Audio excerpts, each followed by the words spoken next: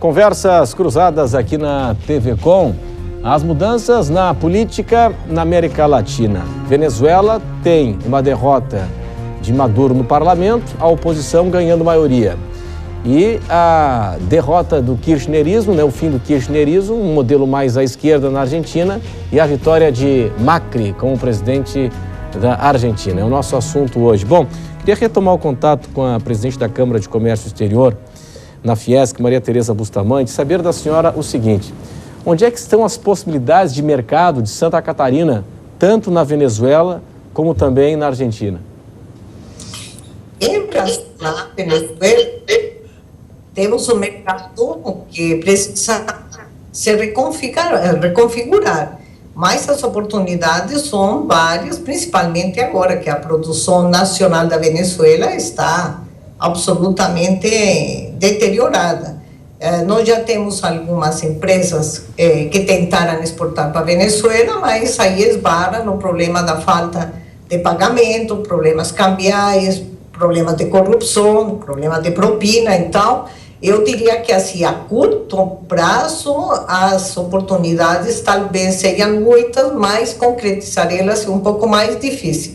E aí esbarra na questão cambial e na questão burocrática, que tem assim inúmeros problemas. Em relação à Argentina, nós não podemos esquecer que estamos falando de um país que precisa retomar um mínimo de crescimento.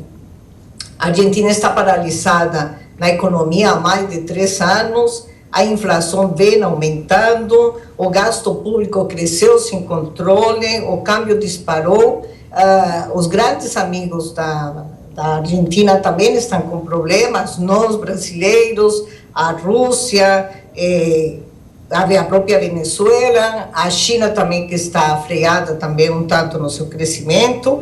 Então, nós temos que observar o seguinte: primeiro, as oportunidades são muitas a partir do momento que há fatia do mercado argentino que sempre foram atendidas pelos produtores catarinenses. Aí nós temos o setor calçadista, o têxtil, o setor metal mecânico, toda a área de eletrônica de consumo, mas eu diria que nós precisamos ter prudência e serenidade para dar tempo a que esse novo presidente consiga encontrar o eixo de ação dele. Não é algo que acontece da noite à manhã, é desmontar as barreiras protecionistas que foram criadas nos últimos 10 anos, não é algo tão simplório. Tem pendente a negociação do acordo automobilístico entre o Brasil e a Argentina, que também nos afeta, porque nós temos fábricas aqui no estado de partes e peças para esse setor.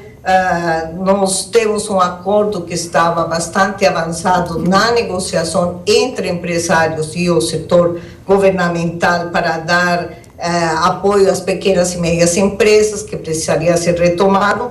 Então, as oportunidades são muitas, mas eu diria que nós, antes de mais nada, temos que ter prudência e serenidade para esperar efetivamente o que o presidente pretende fazer e de que maneira. E aí nós temos um evento que não podemos perder de vista, é que esta semana está acontecendo a cúpula do Mercosul no Paraguai, e ali é que nós poderemos, ao encerramento dela no dia 21, tomar conhecimento efetivamente de que decisões foram tomadas em relação a destravar essas barreiras protecionistas, que não são somente contra o Brasil, mas que, em particular, o governo brasileiro é quem deveria estar tomando uma atitude mais direta e de cobrança para excluí-las.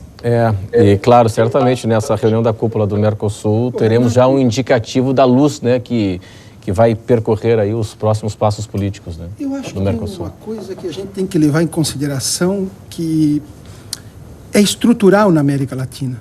Nós, na América Latina, temos um capitalismo dependente dos Estados Unidos. Obviamente que esse capitalismo dependente, alguns países são mais industrializados, outros menos. Quais são os países mais industrializados da América Latina hoje?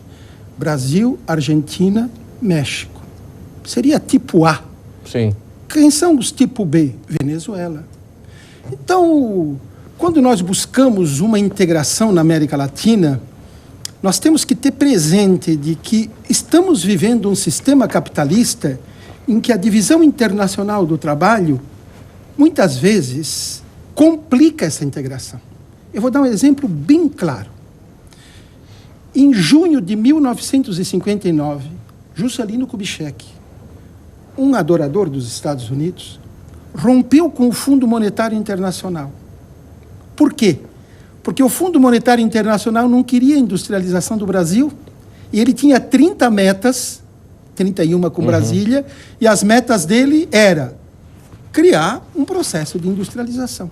Fez um discurso no Cadete para 5.000 pessoas, estava lá embaixo o Luiz Carlos Prestes aplaudindo, e disse o seguinte: fora Estados Unidos do Brasil, pessoal do Brasil que está em Washington volta, o Fundo Monetário Internacional não manda mais aqui, porque eles querem que a gente continue produzindo café, e eu quero produzir carro. Sabe o que aconteceu? O fundo, um ano depois, pediu desculpa e disse, vamos voltar novamente. Então, o que isso quer dizer?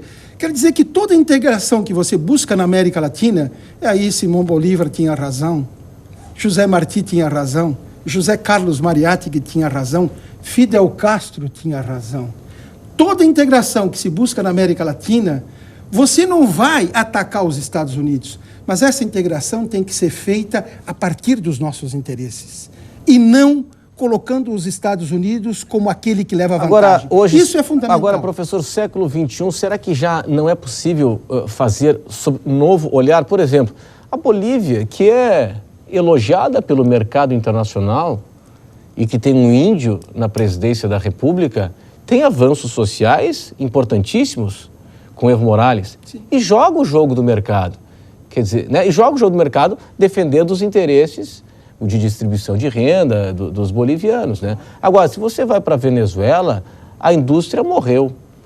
O modelo chavista dependia da valorização do barril de petróleo. Caiu o barril de petróleo, acabou o chavismo. Mas aí existe uma coisa... Quer dizer, não tinha estrutura nenhuma. Existe uma coisa que ninguém leva em consideração. O poder produtivo foi embora. Ninguém leva em consideração. O problema da Venezuela não começa com Hugo Chávez. Não, claro, é anterior, teve golpe e tal. Não, vamos lá atrás. O problema da Venezuela começa com aquele pacto que eles fizeram em 1950, em que a Venezuela se tornou uma economia rentista. Tira petróleo do chão e vende o petróleo, e compra tudo. Então, e para você industrializar um país, não se faz numa década nem em duas. São necessárias, às vezes, um século. Então, o problema começa em 1950 ou antes. Claro que Hugo Chávez cometeu erros no seguinte sentido, deveria acelerar esse processo.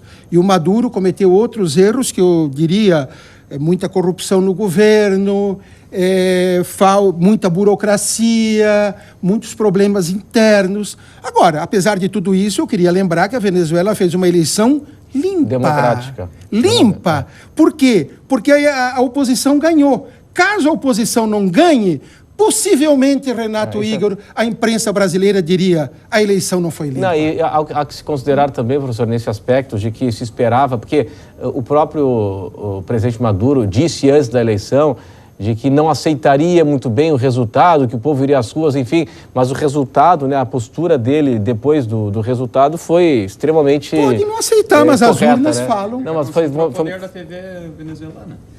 Como é que é? Ele já concentrou o poder da TV estatal. Ele tirou da mão da Câmara, que ele perdeu a maioria e agora está no governo. Ele está com um golpe preparado para essa posse. Eu acredito piamente nisso. Não, mas acho que não. Não, isso é irresponsabilidade dizer que ele vai dar um golpe. Vamos lá.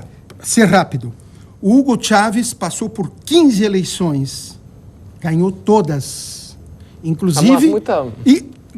agora eu vou dizer para você, Renato. Sabe quem é que dava o certificado das eleições da Venezuela? Sabe quem é que dava o certificado? O Instituto Jim Carter dos Estados Unidos. Você acredita nele? Sim. E sabe o que o Jim Carter chegou a dizer, Renato Igor, da última eleição na Venezuela? A eleição mais democrática do mundo, da boca do Jim Carter. E aí?